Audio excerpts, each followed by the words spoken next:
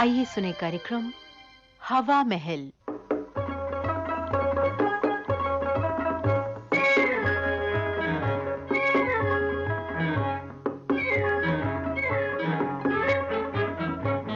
हवा महल में आज सुनिए हास्य नाटिका पड़ोसी का नाता। लेखक हैं दिलीप सिंह और निर्देशन कुमुद नागर का है।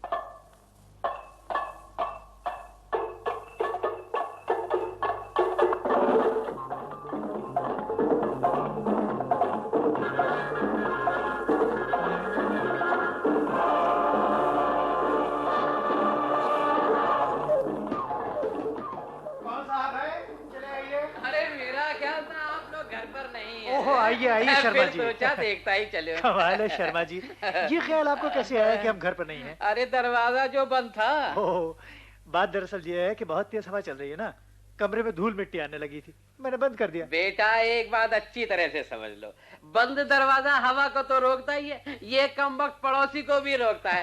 अब अगर मैं बंद दरवाजा देखकर आगे निकल जाता तो आप लोग एक पड़ोसी की मुलाकात से महरूम रह जाते। बोलो, रह जाते ना? ये तो बात है शर्मा जी। लेकिन आपको क्या, आप पड़ोसी को तो कुछ समझते ही नहीं। ये आप क्या कह रहे हैं? अरे और क्या, आप बस दोनों मियाँ बीवी एक दूसरे में ही मग्न रहते हैं, कुछ खबर ही नहीं कि पड़ोसी जिंदा भी है या नहीं, मोहल्ले में क्या हो रहा है आपको कुछ खबर भी है?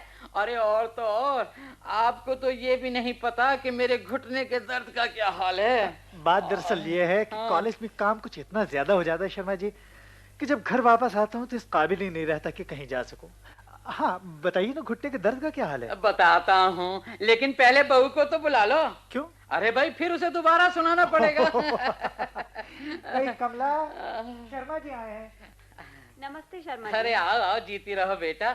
अभी अभी मैं तुम्हारे विद्वान पति को ये समझा रहा था कि पड़ोसी का नाता बहुत ऊंचा नाता है, इसे यूं ही मत समझो। लेकिन शर्मा जी, मैंने ये तो नहीं कहा कि ये नाता कोई मामूली नाता। अरे भाई कहा नहीं, लेकिन इस नाते को निभाने के लिए क्या कर रहे हो?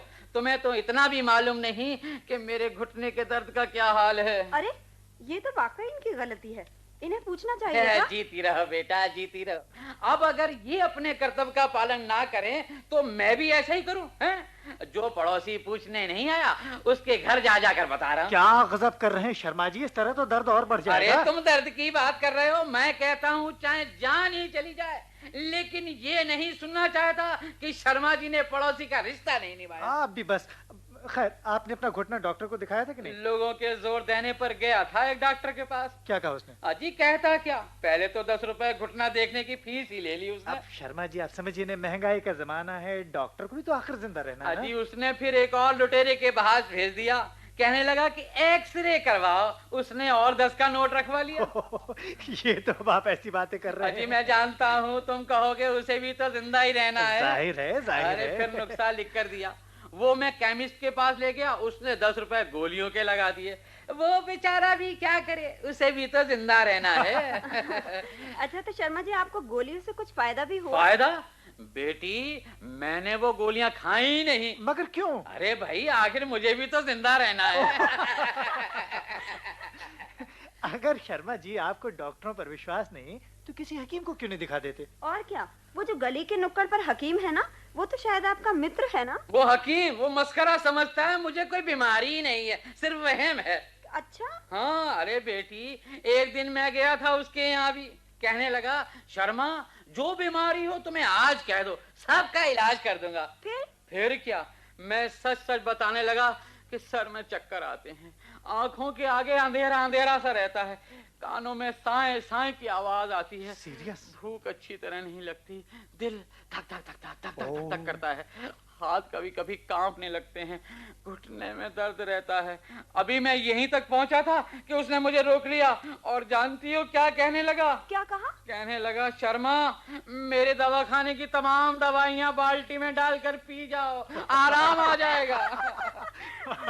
अब तुम ही बताओ, ऐसे हकीम के पास कौन जाए इलाज करवाने के लिए? अच्छा शर्मा जी, कोई मोहल्ले की खबर सुनाइए, हम लोगों को तो काम काज से ही फुर्सत नहीं मिलती, कुछ पता ही नहीं चलता। अरे तो बेटा क्या हुआ, मैं किस काम के लिए हूँ, पूछो क्या पूछती हो? है? कोई मोहल्ले में मंगनी शादी हुई इन दिनों? अरे क्या तुम्हें नहीं पता, गुप्ता जी की लड़की की मंगनी हो गई। अच्छा, हाँ। बड़ी अच्छी लड़की है ना शर्मा जी? अरे क्या कहती हो, वो लड़की तो अपने होने वाले पति को लखपति बना सकती है, वो कैसे? लेकिन एक शर्त है।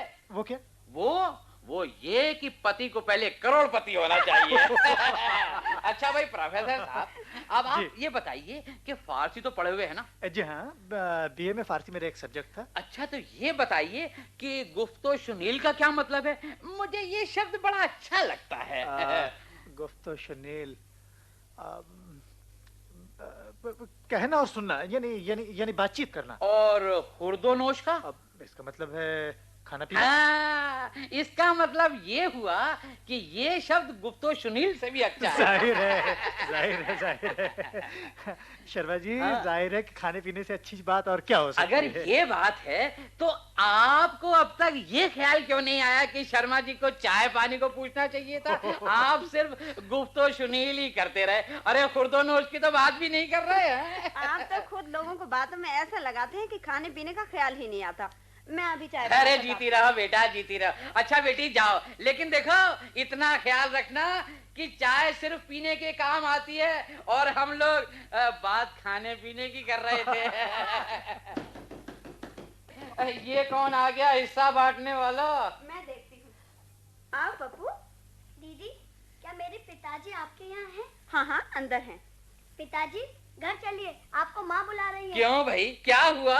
घर में जीजाजी आए हैं। ओफो, अरे तो फिर मेरे वहाँ जाने की क्या जरूरत है? जीजा जी को इधर ले आओ। हाँ बेटे जाओ, उनको यहीं बुला लो। लेकिन माँ कहती है आप घर आइए। अरे तो माँ को भी साथ ले आओ ना, ये भी तो घर है। क्यों प्रोफेसर साहब? जी हाँ, ये भी तो आप ही का घर है। लेकिन माँ अरे कहती दौड़ जाते हैं, माँ कहती है। माँ को क्या पता कि पड़ोसी का नाता क्या होता है? जीजाजी आए। अरे तो जीजाजी आए हैं तो क्या हुआ?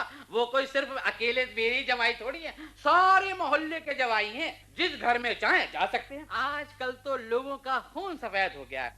अरे भाई प्रोफेसर साहब, जी साहब। हमारे जमाने में एक घर का जमाई सारे गांव का जमाई समझा जाता क्या था। बात है अरे जमाई। प्रोफेसर साहब, पूछना अपनी आंटी से। कई बार ससुराल गया तो अपने ससुर के घर ही नहीं पहुंच पाया, रास्ते में ही गांव वाले दबोच कर बैठ गए। कई दिन उनके घरों में ही पड़ा रहता था। जी, ये बच्चा है, इसको क्या पता। हाँ। जाओ बेटा पप्पू, अपने जीजा जी को और अपनी माँ को यहीं बुला लो। असल में आजकल पड़ोसी के नाते को कोई नाता ही नहीं समझता। क्या बात कर रहे हैं शर्मा जी, क्यों नहीं समझता? अब देखिए हम समझते हैं। लीजिए आंटी जी भी आ गई। अरे पार्वती है, तुमने मुझे क्यों बुलवा भेजा? अरे ये क्या अपना घर नहीं है? पराया क्यों है? हाँ। कृष्ण आया है इसलिए बुलवाया। तो कृष्ण को यहाँ नहीं बुला सकते क्या? क्यों भाई, कृष्ण है? पिताजी, मैंने आने को मना तो नहीं किया था। वो तो मैंने सोचा था कि चाय मिलकर ही पिएंगे। चाय मिलकर यहाँ भी तो पी जा सकती है। प्रोफेसर बेटा, जी। कमला से कह दो केतली में पानी और डाल दे। जी हाँ, पानी हाँ? और डाल दिया है। हाँ। अब बल्कि मुझे कुछ मिनट की इजाजत दीजिए, मैं कुछ खाने को ले आऊं। अरे तुम क्यों तकलीफ करते? आप बैठिए, कहीं आने जाने की जरूरत अरे नहीं है। जरूरत क्यों नहीं है? उनके जीजा घर में आए तो क्या उसकी खातिर नहीं करेंगे? जी हाँ, ये तो मेरा फर्ज है। अरे जाइए आप, इन लोगों को क्या पता अब इनको क्या क्या किस्से सुनाऊं। अरे भाई, हमारे गांव के एक आदमी ने अपनी गधी साथ वाले गांव में बेच दी। इसी रिश्ते से हम कई महीने तक उस गांव में जाकर रोटियां खाते रहे, और ये रिश्ता बेटा उस दिन टूटा जिस दिन वो गधी मर गई। वैसे शर्मा जी, हंसने की बात नहीं। उन दिनों में लोग इस बात की कद्र करते थे। लोग पड़ोसी को भगवान का रूप समझते थे। आजकल वो बात ही नहीं रही। माँ, मुझे पानी पीना अरे है। भाई, माँ से कहने की क्या जरूरत है, हैं? फ्रिज खोलो और पी लो। तुम लोग इसे अपना घर ही नहीं समझते हैं? हाँ पप्पू, पियो पियो। पिताजी, मैं कहाँ अरे बैठूं? कुर्सी पर, और कहाँ मेरे सिर पे बैठेगा? मैं पानी पीने गया तो मेरी कुर्सी पे कमला दीदी बैठ गई। अरे मुझे तो ख्याल ही नहीं रहा। ये लो मैं उठ जाती हूँ। अरे तुम क्यों उठती हो?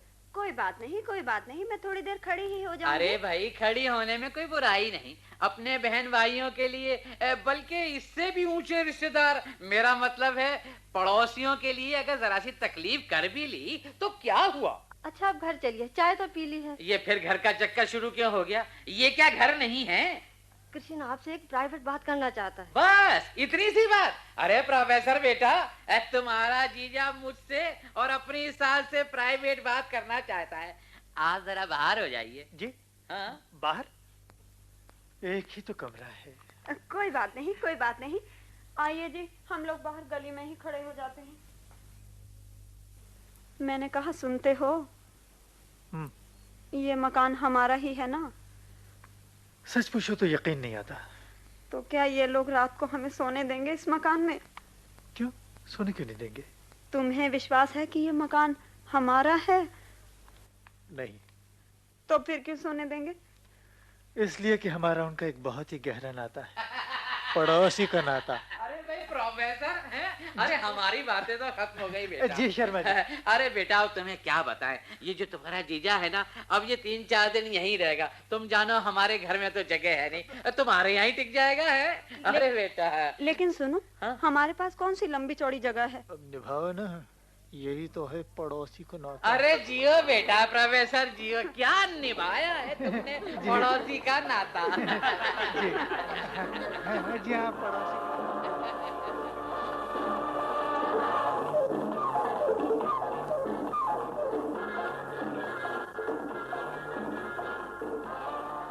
आप सुन रहे थे दिलीप सिंह की लिखी हास्य नाटिका पड़ोसी का नाता। निर्देशक थे कुमुद नागर। अब आज का हवा महल समाप्त होता है।